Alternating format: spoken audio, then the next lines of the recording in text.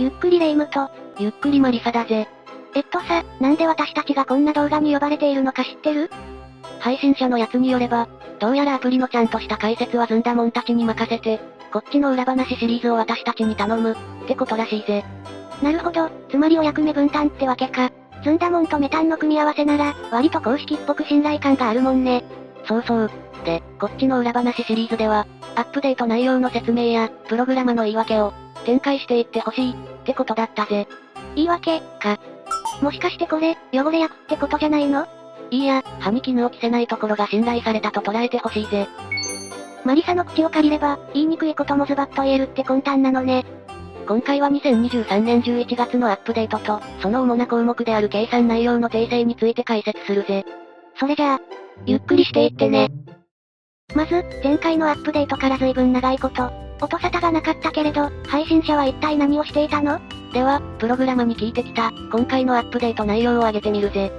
1、税計算の波数処理方法を選択できるようにしました。どっかで聞いたことある歌詞を、ね。シャープそれぞれについて、より実機の動作に近づけました。1の税計算って、消費税の計算？今更税計算処理に手を入れるなんて、大丈夫？そんなの、ビジネス電卓の基本じゃない。ことによっては謝罪よ謝罪。これがそうとも言い切れないんだぜ。はぁ？配信者の野郎、逃げようったってそうはいかないわよ。じゃあまず、税計算について説明してみるぜ。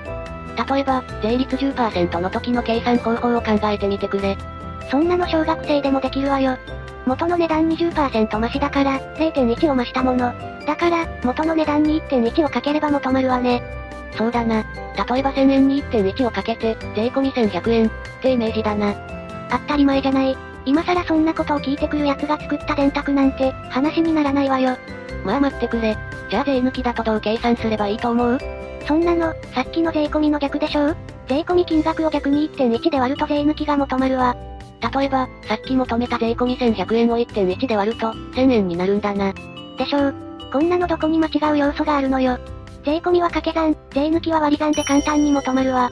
じゃあ、税込み100円の税抜きはどうなる？100を 1.1 で割ったら。ああ、これは小数点以下は循環小数になってるのね。ここでは12桁の電卓だから、循環小数のうち12桁が表示されているんだわ。じゃあ、基準になる手計算での値が分かったところで、ここで割り算じゃなくて、税抜きボタンを使ってみなよ。そんなの、答えは一緒でしょ？どれどれ？あれ？って計算に比べて桁数も足りないし、末尾になんか波数がついているわ。税抜きボタンの計算って、普通の割り算とは違うってこと？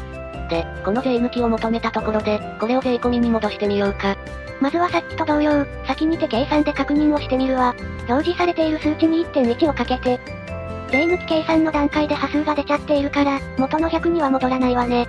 だよな。税込みボタンの結果もその通りだ。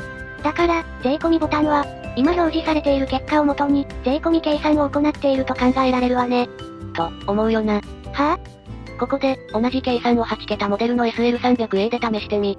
すでに嫌な予感。まず、100の税抜きで 90.9091。さっきの12桁モデルみたいに、8桁モデルでも波数処理がされているのね。って計算だったら 90.909090 になるところだわ。で、税込みキーを頼むぜ。どれどれ？ 100。はぁ？90.9091 に 1.1 をかけたら、12桁モデルみたいに 100.00001 になるはずじゃない。この末尾の1も8桁に収まっているのに、なんで100に戻っちゃうの？だよな。もう嫌になっちゃうぜ。試しに 98.999999 の税抜きを計算してみ。先に念のため割り算で計算してみるわ。割り算の結果はやっぱり循環小数になっているみたいね。ふむふむ。では、税抜きボタンを使ってみようか。どれどれっと。波数処理の結果で、繰り上がって小数点以下全部きれいになくなった。まあ、波数を始末するのなら、そういうこともあるでしょう。で、これを税込みに戻してみ。小数点以下全部なくなって、素の90の税込みだから99になるはずね。行ってみよう。で、元の値に戻るんかい。税抜き90になって小数点以下全部なくなっている値からは、情報が失われているんだから、どうやったって税込み 98.999999 なんて計算はできるわけないじゃない。ということから、8桁モデルにおいては、税抜き計算したものを税込み計算するときに、計算じゃなくて、元の税込み値を覚えておいて、それを表示しているって、ことがわかるな。すでにやってられない。12桁モデルと8桁モデルで、単に表示桁数が違うだけじゃなくて、計算の方法まで違うってことね。税込みと税抜きを行ったり来たりでもう嫌な感じだけどさ、税関連キーにはもう一つ機能があるじゃん。もう一回押したら税額が求まる、ってやつね。これもな、税込み金額を元に税額を計算をするパターンと、求めた税込み金額と元の税抜き金額の差額を出すパターンがあるぜ。もちろん、さっきの波数も考慮に入れないといけないぜ。ああもう追い切れないよ。で、これにラウンドセレクタの選択肢が加わるんだぜ。配信者の野郎は、手元にある10種類以上のカシオとシャープの電卓について、計算パターンを全て洗い出ししていたぜ。何やってんのあいつ。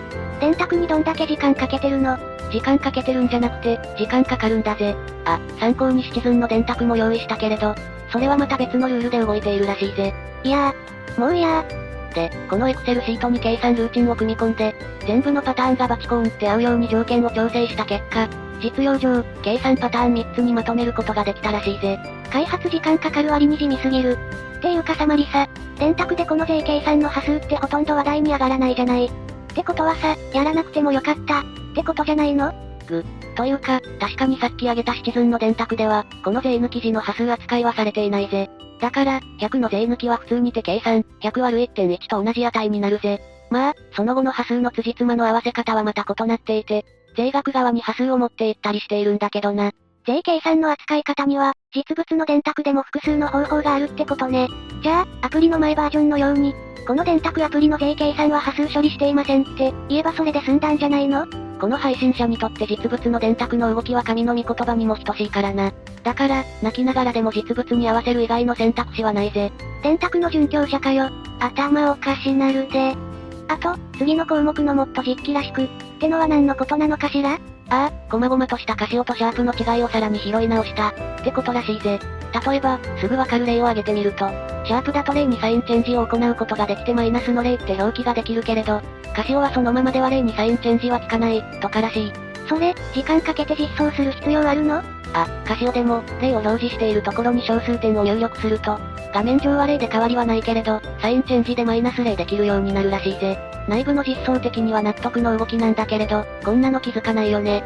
それは本当に必要なの？はぁ？クソデカため息。このアプリの目指すところは、安心して本当に実機同様に実務に使える電卓を実現することだからな。分かっている違いを放置することは宗教上許されることではないぜ。おっと、もう一つ。大きな数字から小さな数字を引いた時に、小数点以下が有効桁数の外になって消えてしまう件も設定できるようになったぜ。どういうこと？計算例を挙げてみてよ。この計算について、算数上の結果は 0.1 が正しいぜ。前のバージョンのこのアプリも、一般的な電卓アプリも、ここは 0.1 が求まるぜ。実機ではどうなるの？小数点以下が有効桁数の外に出てしまうからないものとして扱われて、1となるぜ。今回、この計算方法に合わせるための設定を追加したぜ。合わせて、アプリ内に実装されている電卓セットでも、実機の名前を持っているものはこの設定をオンにするようにしたぜ。わざわざ正しくない計算結果が出る設定を追加したの？おっと、勘違いしちゃいけないぜ。このアプリの世界では、算数の結果が正しいんじゃないぜ。実機の電卓で求まる結果こそが正義だぜ。完全にどうかしているわ。もしもし？ポリスメン、こいつです。算数的に違う結果を出せるようにするために、あの配信者の野郎はどんだけ工数をかけたのよ。2ヶ月だぜ。小声。え？実機の調査パターンの洗い出し実装にテストで2ヶ月かかったらしいぜ。はあ、他の仕事をしろ。まあ、これで計算内容に関連するような調整はしばらく出ないと思うぜ。やっと他の部分に手を入れる作業に戻ることができるから、期待してやってほしいぜ。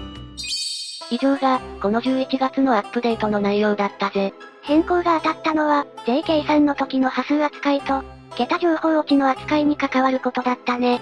通常の計算の中では、あまり意識する必要はない箇所だとは思うぜ。それでは、ご視聴ありがとうございました。